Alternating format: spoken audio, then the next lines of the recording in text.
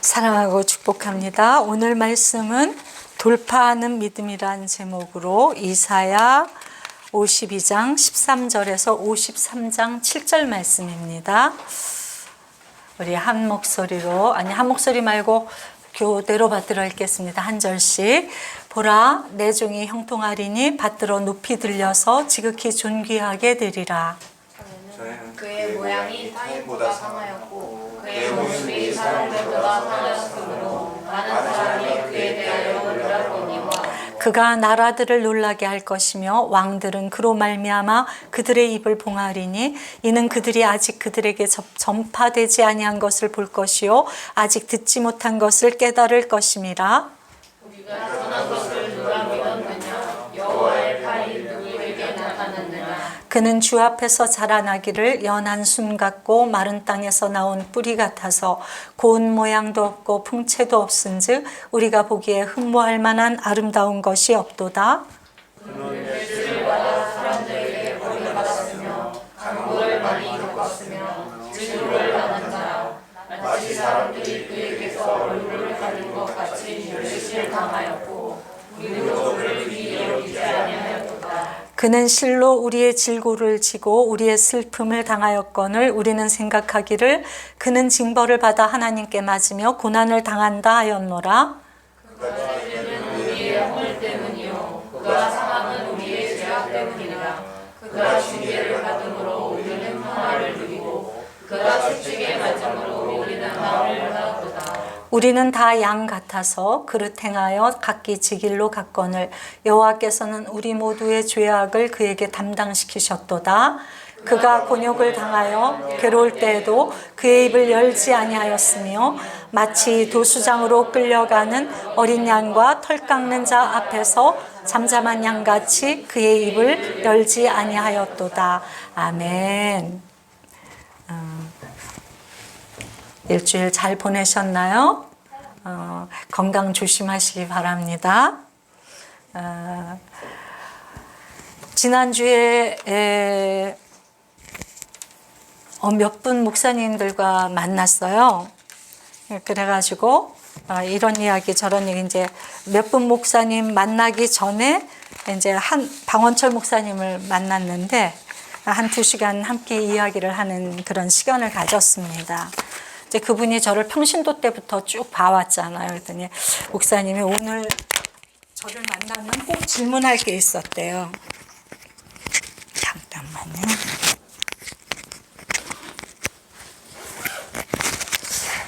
그러면서 뭘 질문을 하시느냐 하면 당신이 봐도 저의 인생이 너무나 고난이 많고 잘 안 풀리는 인생이래요. 잘 안 풀리는 인생이라 어떻게 저렇게 인생이 안 풀릴까 그런 마음이 들었답니다. 저를 보면. 그런데 또 한 가지 항상 볼 때마다 의문이 생기는 게 저렇게 안 풀리는데 참 생각보다 의연하게 산다. 그게 궁금했대요. 어떻게 그렇게 의연할 수 있었는지 그게 궁금하다고 이렇게 질문을 뭐 때문인 것 같으냐고 이렇게 질문을 하시더라고요. 근데 저도 막상 그런 질문을 듣고 보니까 뭐 때문에 내가 그렇게 보였을까? 이렇게 이제 생각을 하게 되었습니다. 그래서 근데 이제 순간적으로 좀 생각이 나서 그 목사님에게 제가 3가지를 말씀을 드렸어요. 3가지 은혜가 있더라고요. 제 삶에. 그게 뭐냐 하면 첫 번째는 온실에 태어나지 않은 은혜. 그냥 들판에 태어난 은혜. 저는 태어났을 때부터 좋은 환경에 태어나지 않았고 좋은 환경에서 자라지 못했어요. 그래서 양가 부모의 좋은 가정에 좋은 공급에 이런 거를 한 번도 받지 못했고 아버지는 100일날 돌아가시고 엄마는 곧 재혼을 하셨기 때문에 엄마 아버지 다 없는 상태에서 뭐 할머니 손에 갔다 엄마한테 갔다 이리저리 왔다 갔다 하면서 초등학교 6년을 5번을 전학을 하고 그렇게 막 밥을 굶는 날이, 저번에 한번 우리 어머니하고 무슨 얘기하다가 제가 초등학교 때 밥 먹듯이 굶었다고 그랬더니 엄마가 깜짝 놀라시더라고. 몰라서. 그렇게 이렇게 좀 좋지 않은 환경에서 제가 자랐습니다. 그래서 처음부터 잘 온실에서처럼 이렇게 자라지 않아서 그냥 비바람 몰아치는 그냥 인생은 그런 건가 보다. 비바람이 당연히 있는 거라고 생각을 했어요. 그래서 좀 강하지 않으면 안 되는 환경에서 제가 자라난 게, 참 그것도 큰 은혜 중에 하나였구나. 그런 생각을 하게 되었습니다. 또 한 가지, 제가 그렇게 남이 보기에 좀 태연해 보였던 이유가 뭘까 생각을 해보니까, 어렸을 때부터 혼자 자라서 그 누구도 나에게 좋은 조언을 해주고 좋은 길이 되어준 어른이 없었던 거예요. 근데 어리면 어린 대로 문제가 많이 생기지 않습니까? 인생에 고민할 것들, 갈등, 뭐 여러 가지 어려움들이 생기는데, 누구에게도 물어볼 것이 없고 누구에게도 보면서 배울 곳이 없었던 거죠. 그래서 제가 스스로 많이 생각하는 훈련이 되었던 거예요. 그러다 보니까 어려움이 올 때 객관적으로 생각하는 훈련이 되었던 것 같습니다. 그래서 무조건 주관적으로 막 힘들게 받고 막 누구를 원망하고 환경을 원망하지 않고, 그냥 객관적으로 지금 내가 처한 상황은 이러이러해서 이렇게 되었구나. 나는 또 객관적으로 이런 부분이 이래서 이걸 내가 못 견디고 있구나, 견디고 있구나를 객관적으로 자꾸 생각해서 해석하는 힘이 생겼던 것 같아요. 성경에 보면 우리가 환난을 만나면 환난은 인내를, 인내는 연단을 이룬다는 그런 말씀이 있습니다. 우리가 어려움을 겪게 되면 인내를 배우게 되고, 인내는 연단을 얻게 되는데, 열매로. 이 연단이란 단어가 캐릭터라는 단어예요. 그래서 나의 나됨, 나의 정체성, 나의 독특성, 그 나만이 가지고 있는 그 힘, 이런 것들이 인내를 통해서 굉장히 단단하게 만들어진다는 뜻이거든요. 그래서 그게 광야에 던져진 들풀처럼 태어나서 들풀처럼 살았지만, 그 비바람 때문에 이해가 안 되니까 질문도 많았고, 근데 질문할 곳이 없으니까 혼자 생각하다 보니까 내가 단단해진 부분이 있구나. 그게 두 번째 하나님이 저에게 주신 은혜였습니다. 그런데 그 두 가지 갖고 안 되더라고요. 제가 망가졌었거든요. 제가 결혼하기 전과 결혼하고 나서 한 10년 동안을 굉장히 망가진 상태에서 살았거든요. 나의 아름다움이란 전혀 찾아볼 수 없을 정도로 피폐하고 무너지고 망가지고 나빠지고 못돼지고 좋은 점이 하나도 없는, 다 무너진 걸 제가 알거든요. 그래서 이 두 가지 은혜가 소용이 없었습니다. 그땐 죽음을 생각했고요. 어떻게 해야 내가 도망칠까, 죽을까, 절망하고 나를 미워하고 싫어하고 내 주변도 원망하고 다 그런, 그래서 내 주변까지 다 어렵게 만드는 그런 삶을 제가 살아봤거든요. 그래서 그게 십수년이기 때문에 이 두 가지 은혜에도 불구하고 내 힘으로는 견딜 수 없이 무너지고 망가진다는 걸 제가 처절하게 경험을 했습니다.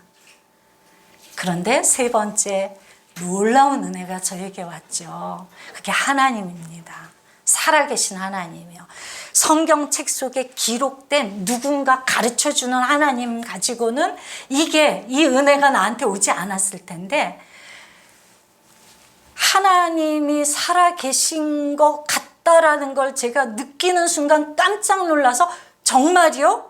하나님 진짜 계시는 거예요? 진짜 살아계시다고요? 라고 소리치면서 그때부터 제 삶이 그 살아계실지 모르는, 살아계신 것 같은 그 하나님 앞에서 하나님과 관계하면서 지금까지 온 거거든요.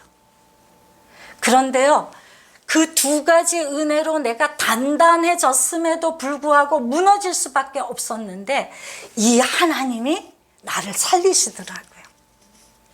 제가 지금 훌륭하다고 자랑하는 게 아니라 제가 부족한 거 너무 잘 알고 있습니다. 아는데 그게 아니라 부족하고 무너지고 죽을 수밖에 없었던 제가 그 하나님, 살아계신 하나님과 눈을 맞추기 시작하면서 제가 제 인생의 해석이 되고 제가 위로를 받고 힘이 나고 생명력이 나면서 죽을 것 같았는데 살아나고 죽을 것 같았는데 살아나면서 제가 점점 나아지는 모든 면에서 영혼육 모든 면에서 나아지는 것을 제가 경험을 했습니다. 그걸 박 목사님에게 제가 얘기했어요. 이 세 가지가 저를 힘있게 하는 그런 하나님의 세 가지 은혜였습니다 라고 이야기를 했어요. 그랬더니 목사님이 당신이 계속해서 몇 년 전서부터 부활신앙이 탁 꽂혀가지고 성도님들에게 그 설교를 많이 하는데 지금 목사님이 말하는 게 부활신앙이에요 그러시더라고요. 그러면서 목사님이 뭐 이렇게 맥을 잡았던 몇 가지를 얘기하시는데 아 정말 맞구나 이렇게 동의가 되었습니다. 그 목사님 말씀해 주시는 게 뭐였느냐 하면 영적인 우리가 성도가 된다는 것, 하나님을 만난다는 게 마치 출생하는 것. 그래서 오죽하면 성경에 거듭남이라고 말을 하잖아요. 우리가 교회를 다니는 걸 그리스도인이라고 하지 않습니다. 교회 다니는 걸 믿음이라고 하지 않습니다. 어떤 것을 믿음이라고 하고 어떤 것을 그리스도인이라고 이야기하느냐 하면 살아계신 하나님을 만나서 그분을 인정하는 순간, 영접하는 순간부터 그리스도인이 되는 거거든요. 그래서 맨 처음에 딱 그리스도인이 되면 갓난아기가 되는 것입니다. 처음으로 출생을 하는 거예요. 이전에 내가 나로 살던 삶에서 하나님을 발견하면서 깜짝 놀라서 하나님 계시군요 라고 우리가 인정하는 순간 그분이 내 안에 쑥 들어오셔서 우리 최영기 목사님이 간간히 표현을 하시지만 불경한 표현이기라고 하시면서 하시는 말씀이 뭐냐면 성령이 임하는 사건, 주님을 영접하는 사건이 어떤 것과 같은가? 귀신 이게 우리 점치는 분들이 신들림과 비슷하다는 거예요. 근데 거긴 잡신이 드는 거죠. 사람을 이용해 먹고 조종하는 잡신이 들어오는 게 그 점치는 사람들의 신이고 우리는 이 모든 생명의 근원이신 하나님의 영이 들어오는 것입니다. 우리 안에. 그래서 그 신들린 사람들은 어떻게 이야기하죠? 그 사람이 말하는 것 같으나 그 안에 들어간 신이 말해주는 걸 말하잖아요. 우리도 그냥 내가 말하는 것 같으나 내 안에 들어오신 성령님이 알게 하시는 것을 알고 말하게 하시는 것을 말하는 사람이 되는 거예요. 이끄시는 것을 따라가는 삶이 되는 거예요. 그게 그리스도인의 출발입니다. 그런데 맨 처음 단계는 뭐냐? 우는 신앙이라는 거예요.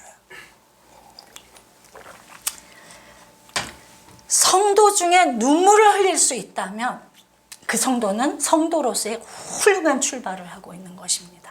하나님 앞에서 울어본 적이 없다면 그 사람은 아직 하나님 만나지 못한 거예요. 하나님을 만나면 눈물이 터져야 됩니다.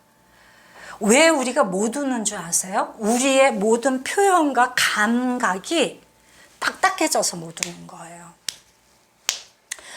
우리가 이 정서가 아름답게 건강하게 풀어지면요 그 감정들 감수성이 발달을 하고 얼마든지 울 수 있는데 울지 못하는 것처럼 어려운 일이 없습니다. 그래서 여러분들이 혹시 뭐 교회 아니더라도 혼자 슬픈 일이 있을 때 우실 수 있는 분이라면 축복합니다.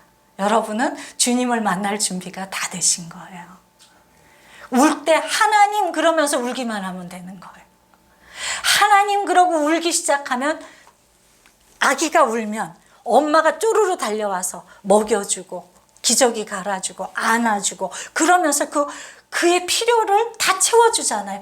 불편하면 말을 못하니까 울잖아요. 그래서 신앙도 맨 처음에 하나님이 살아계시다는 걸 알면 그때부터 우는 게 시작이 되는 것입니다. 불편하면 울고, 속상하면 울고, 힘들어도 울고, 짜증나도 울고, 하나님 하나님 소리 지르면서 울고, 그러면 하나님이 엄마처럼 달려와서 내 문제를 해결하시는 걸 경험을 하는 거예요. 저 그렇게 하나님을 만났거든요. 그래서 우는 신앙이 첫 번째 신앙이라면, 두 번째 신앙은 내가 울면 엄마가 오는구나를 아는 신앙이에요. 체험 신앙이죠. 하나님이 계셔서 내가 기도하고 내가 울면 내게 오셔서 뭐라도 하시는구나, 이걸 아는 게 체험 신앙이에요. 근데 거기서 멈추면 안 된다는 것이죠. 세 번째 신앙이 있는데, 크면 뭐 일 있다고 울면 엄마가 달려올까요? 안 달려올까요? 구사리 먹죠. 그런 건 네가 알아서 해야지. 네가 스스로 생각하고 스스로 그걸 뚫어나가야지. 뭐 조금만 뭐 어려움이 있어도 울고 엄마 앞에 와서 울고, 엄마 앞에 오지 말라는 게 아니라, 그래서 마치 울어도 엄마가 전혀 돌보지 않는 그 시간들이 온다는 거죠. 그게 십자가의 시간입니다. 그게 많은 그 영성가들이 말하는 하나님의 얼굴이 가려워진 내 영혼의 어두운 밤이에요. 기도하는데 즉각 응답이 없는, 아무리 기도해도 하나님이 계신 것 같지 않은 상태, 아무리 내가 원한다고 이것 좀 달라고 아무리 울부짖어도 주지 않으시는 상태. 그게 왜 필요할까요? 그 시간에 우리가 하나님을 1번, 2번에서 우는 체험과 우는 신앙과 체험 신앙의 이걸 통해서 하나님이 계시다는 걸 믿는 사람은 하나님이 나타나지 않으시면 어떻게 될까요? 불안하죠. 왜 내가 기도하는데 듣지 않으시지? 왜 내 요청을 이렇게 거절하시지? 왜 하나님이 나에게 살아계시다는 그 음성을 그렇게 잘 들려주셨는데 왜 음성이 멈췄지? 그 질문이 생기고, 그런데 하나님 떠날 수 있을까요? 없을까요? 이 1번, 2번 체험이 있는데 못 떠나잖아요. 그러니까 하나님 왜 그러세요? 제게 무슨 문제가 있나요? 제가 하나님 기뻐하지 않으시는 그 삶 가운데 있나요? 제가 버려야 될 게 있나요? 제게 하고 싶으신 말씀 있으세요? 절 꾸중하실 일이 있으세요? 말씀해 주세요라고 나가겠죠. 그러면 주님이 비춰주세요. 이게 내 욕심이구나.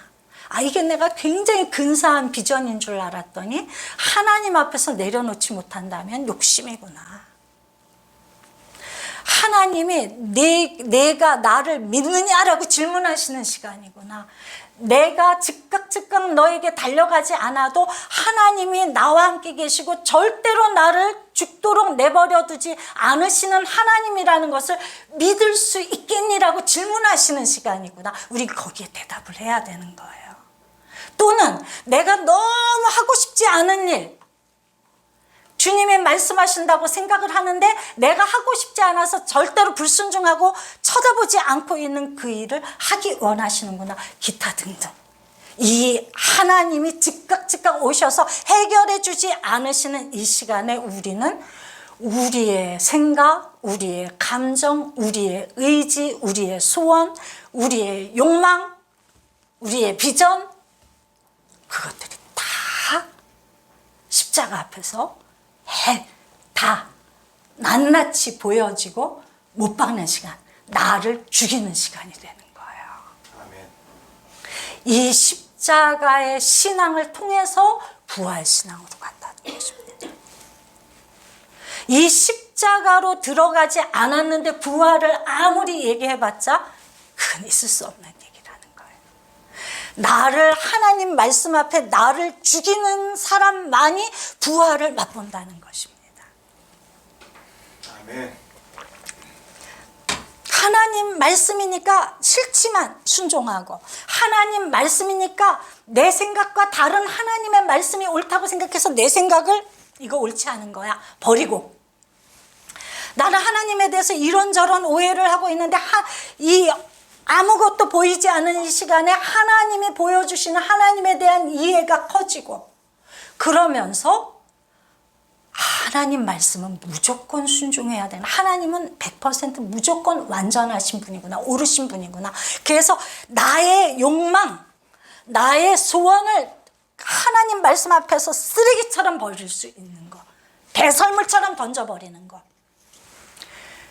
그때 내가 죽을 줄 알았는데, 이거 하면 난 죽을 줄 알았는데 죽지 않고 살아서 하나님을 자랑하게 되는 거예요. 그게 부활입니다.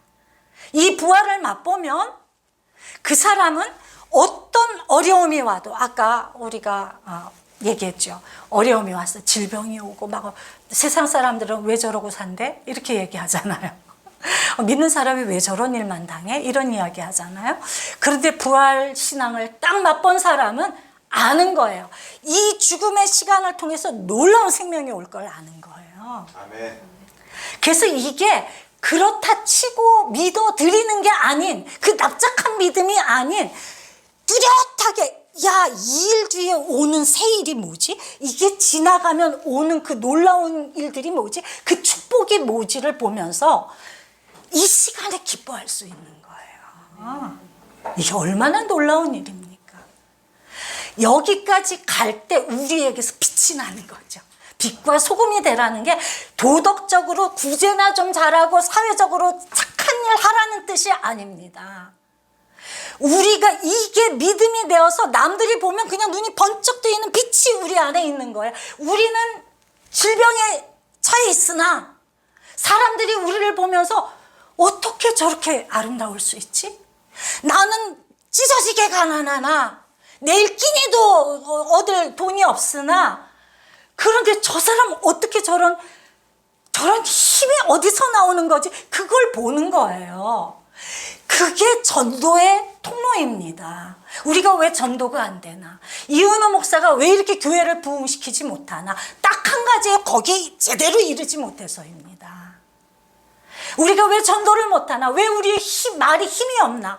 왜 우리의 말에 권위가 없나? 이게 안 돼서 그렇단 말이에요. 오늘 주님이, 우리는 어떻습니까? 우리의 현실은 구원 받았습니다. 주님 영접했어요.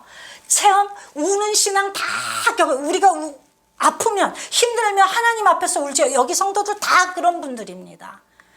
아픈데도 하나님께 나가지 않는 사람 없습니다.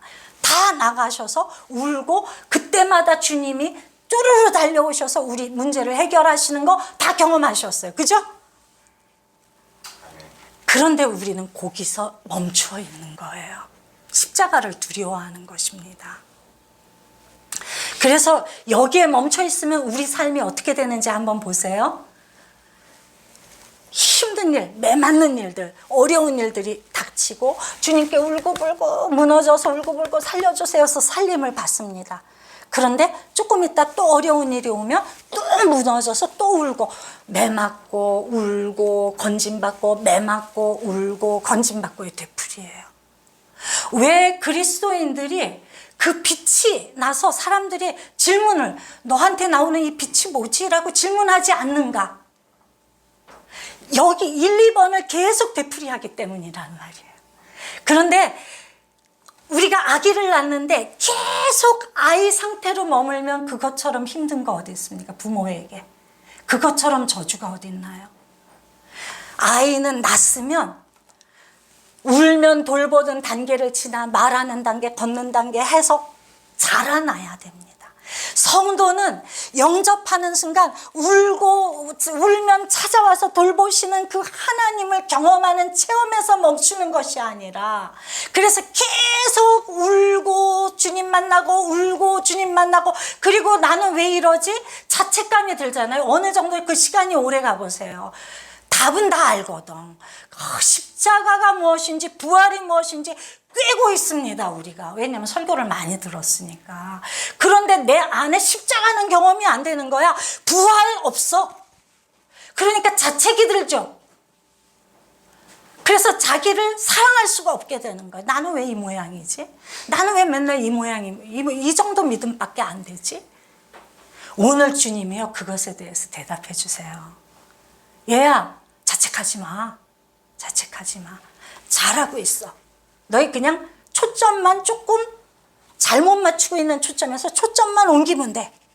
초점 옮기면 실행이 가능해져. 실행 가능하면 너는 곧 열매야 라고 말씀하시는 거예요.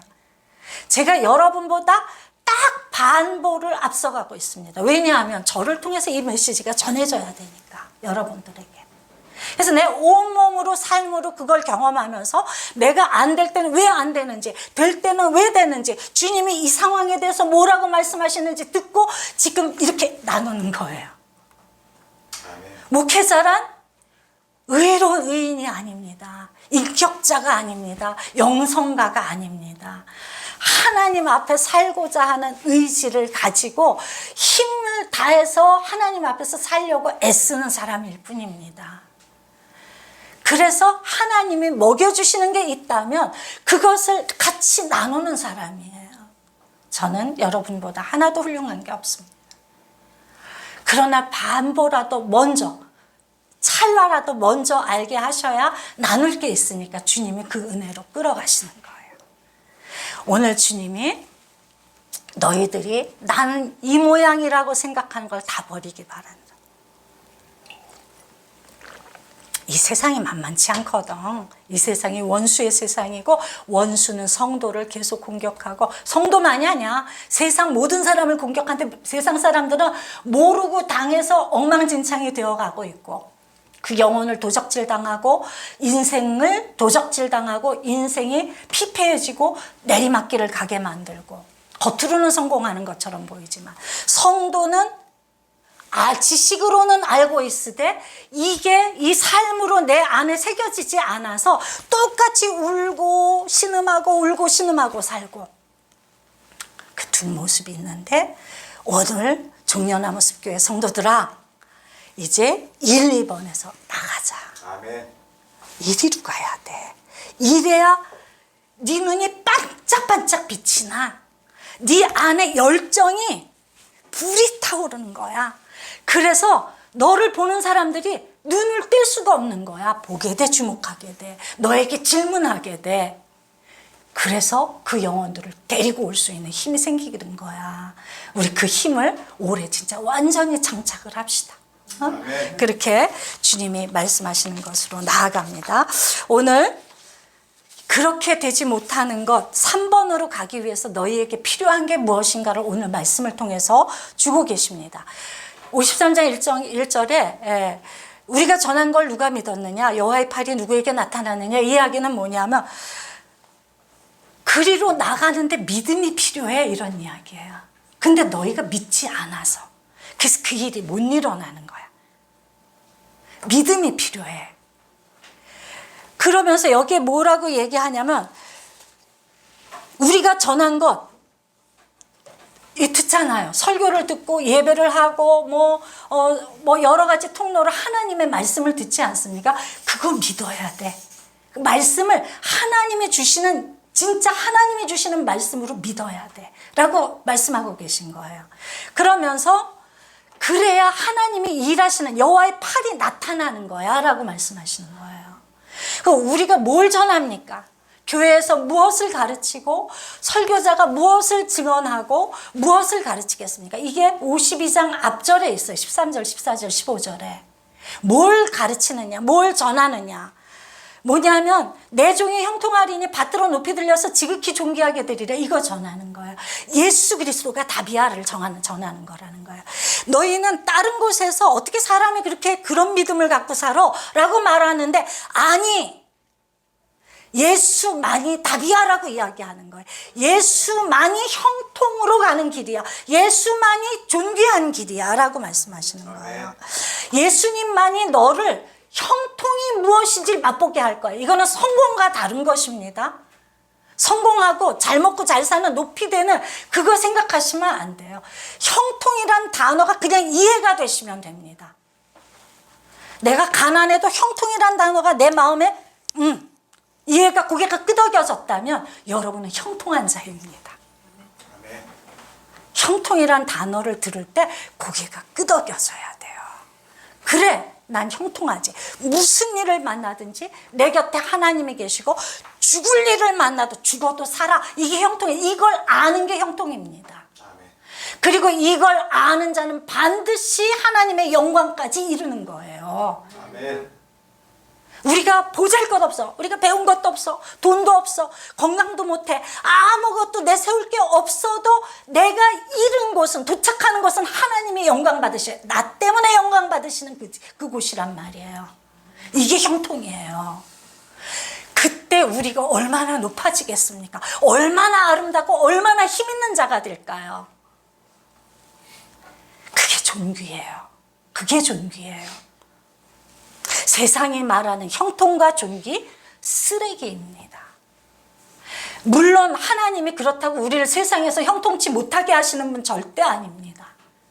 하나님에게 주목하고 알아듣고 그 길을 엄청난 그런 사망의 골짜기에서도 그 하나님 신뢰하면서 형통을 꿈꾸며 가면 반드시 세상에서도 승리하게 하세요. 아멘. 그렇지만 우리가 생각하는 세상의 형통은 버리란 말이에요. 네. 버려야 됩니다. 그걸 붙들고 있으면 우리가 십자가를 못 갑니다. 3번으로 못 옮겨요. 이것 때문에 이거 놓칠까봐 두려워서 하나님 말씀인데도 얼마든지 하나님 말씀을 무시할 수 있단 말이에요, 우리가. 그래서 하나님이 이끄시는 그 놀라운 자리에 총리로 못 가는 거예요, 우리가.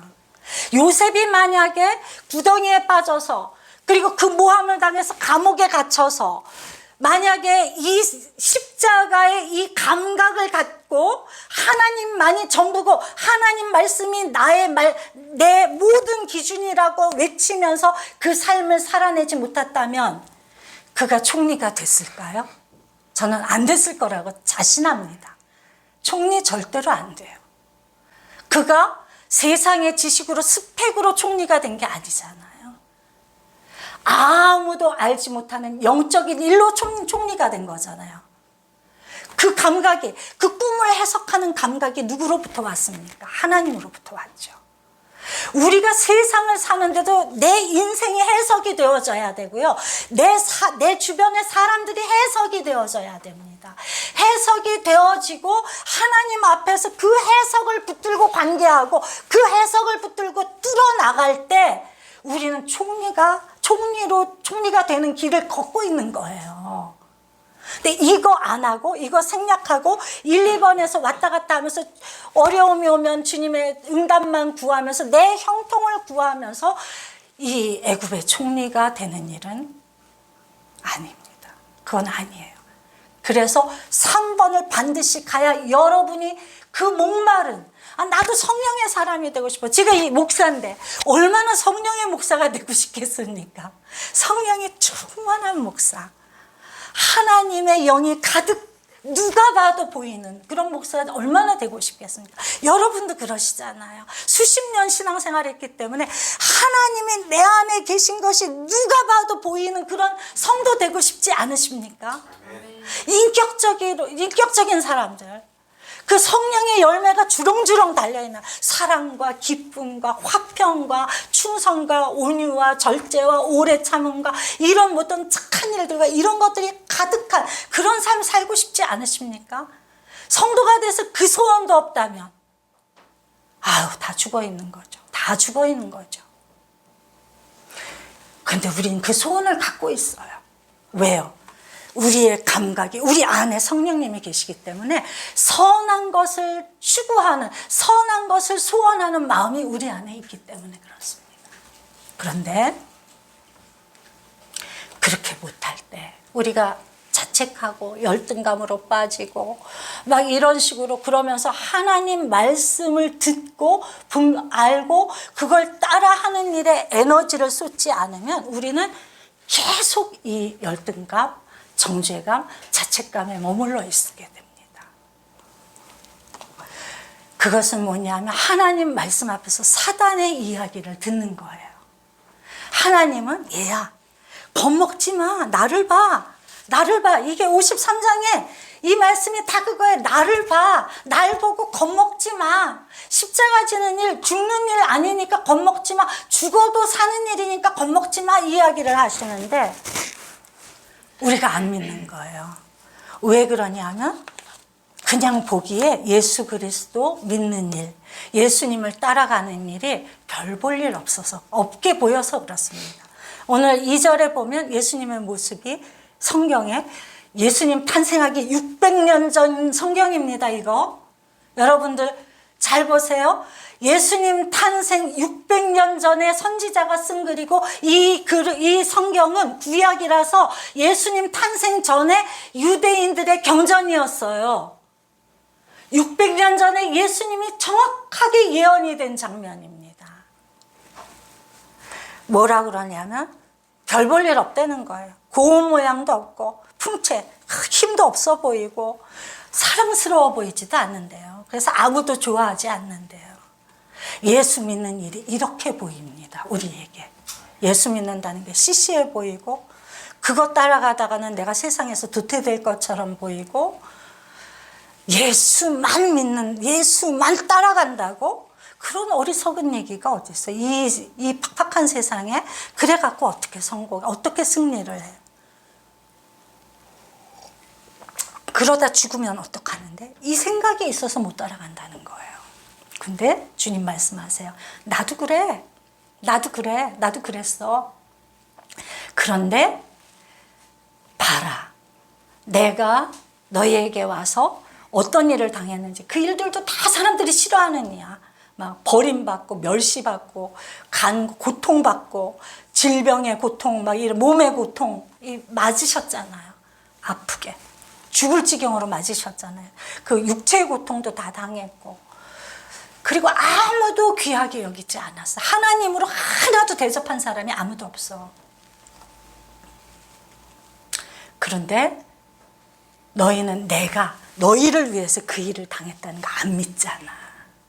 4절이 그거예요.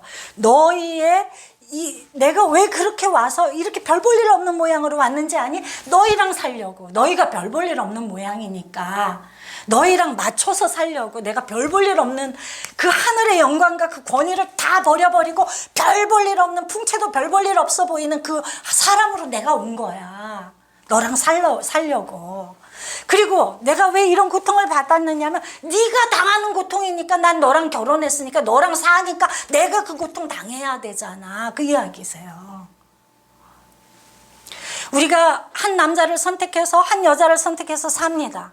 그럼 그 사람의 환경이 내 환경이 되는 거예요. 내가 가난한 사람을 선택해서 결혼을 하면, 나도 별게 가진 게 없으면, 그러면 나는 가난한 삶을 그때부터 사는 거예요.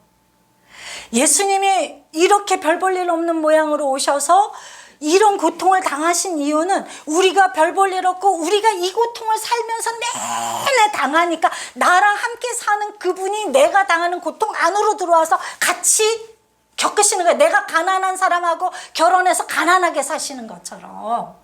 무슨 말씀인지 아시죠? 그래서 주님이 당하는 고통은 다 너랑 살기 위해서. 내가 너를 대신해서 받으려고. 그리고 같이 견디기만 하시는 게 아니라 나를 뒤로 탁 치워주시고, 걱정 마, 내가 받을게. 딱 앞에 서서 내가 받을 걸 고스란히 받으신 거란 말이에요. 그런데 너희는 지금도 그렇게 생각 안 해. 예수님이 십자가에 죽으셨는데 너희 때문에 죽으셨다고 그래도 내가 이제 주님 보고 죽어달라고 그랬어. 나보고 뭐 어쩌라고, 나보고 왜 자꾸 그런 얘기를 하셔, 부담스럽게. 이렇게 생각한단 말이에요. 그리고 조금만 뭔가 요청하시는 것 같으면 저 힘들거든요. 제 삶이 너무 피곤해요. 하나님 제발 나한테 거기까지 말씀하지 마세요라고 이야기한다. 그래서 내가 그 말씀을 하나님 말씀으로 알고 하나님의 말씀이 내 생각과 다르면 나를 십자가에 죽이고 하나님 말씀으로 들어가야 부활이 일어나는데, 그 부활을 내내 경험을 못하는 거라는 거예요. 오늘 주님이 말씀을 하십니다. 너희가 막 엄청 상해서 그 모양이 얼마나 상했는지 사람들이 깜짝 놀랄 정도의 비참한 상태라도 걱정하지 마. 그 비참한 상태 보고 놀랐던 사람들이 너의 그 놀랍게 그 회복되는 걸 보고 놀라게 될 거야. 약속을 주시는 거예요. 그러니 믿어. 제발 믿어줘. 믿음 외에는 아무것도 없어. 왜요? 아니 이렇게 눈에 보이는 사람도 믿지 못하는 세상 아닙니까? 눈에 보여서 저 사람이 거짓말할 사람은 아니야. 최소한.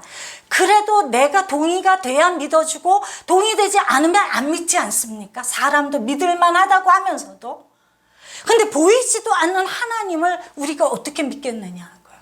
그러니까 무조건 믿어야 가능한 일입니다. 무조건 믿어야 나와 다른 주님의 말씀에 순종이 가능해진다는 거예요. 하나님이 아닌 사람은 하나님 말씀에 순종 한 발자국도 못합니다. 생각뿐이죠. 오늘 말씀 주님이 하세요. 야, 1, 2번에 멈춰있지 말고 일이 나가야 네 삶에 그 놀라운 꽃들이 피고 열매 맺고 그리고 그 열매로 살아나는 영혼을 보게 될 거야. 또 씨를 뿌려서 확장되는 것도 보게 될 거야. 네가 가난하니 아무 상관하지 마. 가난해도 할 수 있게 해줄게. 네가 아프니 걱정하지 마. 아파도 할 수 있게 해줄게. 죽었니? 죽어도 할 수 있게 해줄게. 그래서 내가 살겠다고 소리 지르시는 한, 우는 한, 이 놀라운 여기에 이 놀라운 빛에 이르지를 못하는 거예요. 우리 갑시다. 이제 그냥 그런 그리스도인, 믿는 것도 아니고 안 믿는 것도 아니고 순종하는 것도 아니고 안 하는 것도 아니고 사단이 우리 귀에 들려주는 맨, 너 이러고 이러서 못하잖아. 네가 넌 못해, 넌 안 돼. 그 말에 순종을 해서 점점 정죄감과 열등감과 두려움에 빠져서 우리가요 행복을 본능적으로 원합니다. 그래서 우리가 우울하면요 금세 쾌락을 쫓아요. 우리 요즘 N번방이니 또 뭐야 그 갑질해서 경비하시는 분 죽게 만든 분이니 뭐 뉴스에 나오는 폭행과 살인과 그 사건들이 왜 일어난다고 생각을 하십니까? 우리는 본능적으로 행복을 추구하는데 행복하지 않으니까, 그리고 계속 내 귀에 들려주는 그 원수의 이야기, 넌 별 볼 일 없어. 근데 별 볼 일 있는 걸 증명하고 싶으니까 사람에게 갑질을 해서 사람을 그 N번방 같은 경우에 사람을 그냥, 말이 되는 얘기인가요? 그렇게 해서라도 자기는 괜찮은 걸 증명하고 싶은 거예요. 우리가 행복하지 않으니까 죄와 쾌락으로 들어가는 것입니다. 죄와 쾌락만이 내가 살아있는 느낌을 주니까. 이 원수의 이야기를 향해서 나는 네 이야기 안 들어. 주님 뭐라고 하셨냐면 고난이 있다고, 죽을 것 같다고, 소망 없다고. 얘야 날 봐. 내가 사람들이 깜짝 놀랄 정도로 상했잖아. 죽었잖아. 그랬는데 그 다음 어떻게 됐어? 나는 너를 반드시 그리로 이끌 거야. 아멘. 난 널 반드시 살게 만들 거야. 절대로 너는 죽는 일이 없어. 아멘. 라고 말씀하시는 거예요. 이 말씀을 믿음으로 취합시다. 아멘. 믿음으로 취하고 하나님이시고 하나님 말씀만이 나를 아름답게 살리는, 우리가 아름답고 선한 걸 쫓아갈 힘이 없어요. 이상하게 안 좋은 것 따라가는 힘은 엄청 있습니다. 우리가 죄로 돌아가는 힘은 순식간이에요. 그런데 선하고 아름답고 빛나는 걸 쫓는 데는 굉장한 에너지가 필요하고 이게 안 되는 것입니다. 그래서 체질이 죄 체질이라. 그거 끊어내고 주님이 하실 거야. 지금 못해도 상관없어요. 지금 우는 단계고 체험 단계고 주님만 바라보고 있으면 주님이 하십니다. 여러분이 노력해서 되는 게 아니고, 그래서 그 주님을 믿고 의지하면서 우리 부활의 열매를 맺는 우리 종려나무 숲 성도가 되길 바랍니다. 우리 함께 기도하겠습니다.